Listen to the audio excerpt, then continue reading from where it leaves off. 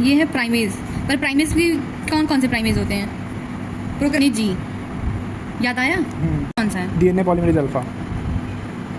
DNA polymerase alpha, ये primase होता है। ठीक है, ठीक है। यूकेरियोटिक के केस में हो गया या प्रोकैरियोटिक के केस में? अब जैसे प्राइमर आ गया, अब स्टार्ट हो जाएगा रेप्लिकेशन। अब प्राइमेज आ गया, यहाँ पे आ जाएगा डीएनए पॉलीमरेज एंजाइम। ठीक है।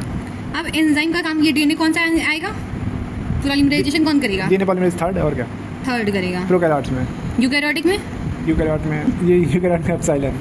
ठीक है, ठीक है। अब डीएनए पॉलीमरेज आया, अब क्या करेगा? ये रेप्लिकेशन शुरू करेगा। ठीक है। रेप्लिकेशन करता जाएगा, लेकिन ये एंजाइम जैसे जैसे आगे बढ़ेगा, इसकी अपनी अपनी प्रोसेसिविटी होती है कि 50,000 न्यूक्लियोटाइड ऐड कर पाता है। लेकिन ऐड करते करते ये थक भी तो जाएगा। अब जैसे ये थकेगा तो ये एंजाइम तुरंत अपनी एक्टिविटी लूज कर जाएगी। ठीक है। तो यहाँ से गिर जाएगा। तो यहाँ पे करने के लिए क्या आएगा? एक बीटा क्लैंप होता है, हाँ। जिसको क्लैंप लोडर कहते हैं। तो पर बीटा क्लैंप अपने आप नहीं आएगा, इसको लोड करेगा। अच्छा, इसी को स्लाइडिंग क्लैंप कहते हैं क्या? हाँ, इसी को स्लाइडिंग क्लैंप कहेंगे। ठीक है। ठीक है। बीटा क्लैंप को प्रोकैरियोटिक के केस में, यूकेरियोटिक के केस में क्या होगा? पीसीएन यूकेरियोटिक के केस में। ठीक पर है। इसको भी लोड कौन करेगा? क्लैंप लोडर लोडर, हाँ, कहते ठीक हैं। है। क्लैंप लोडर है कौन सा? क्लैंप लोडर का भी कुछ नाम था क्या? बताओ। कौन से हैं? प्रोकैरियोटिक के केस में गामा।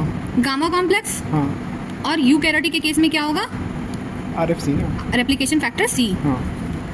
अब चूंकि बीटा क्लैंप आ गया, जैसे बीटा क्लैंप आएगा डीएनए पॉलीमरेज तुरंत इसकी प्रोसेसिविटी बढ़ जाएगी। हाँ। क्योंकि बीटा क्लैंप का काम ही होता है कि डीएनए पॉलीमरेज की एफिशिएंसी को, उसकी प्रोसेसिविटी को और बढ़ाने का काम करता है। ठीक है। तो जैसे आएगा फिर डीएनए पॉलीमरेज अपनी जगह पे फिर बाइंड कर जाएगा। Okay. लेकिन बाइंड के जब भी स्लाइडिंग होगी तो वो फिर अपने पोजीशंस पे, एग्जैक्ट पोजीशंस पे नहीं आएगा, उससे कुछ दूरी पे आएगा। तो इसके और पहले वाले और सेकंड वाले के बीच में क्या आएगी? गैप क्रिएट हो जाएगी। ओके।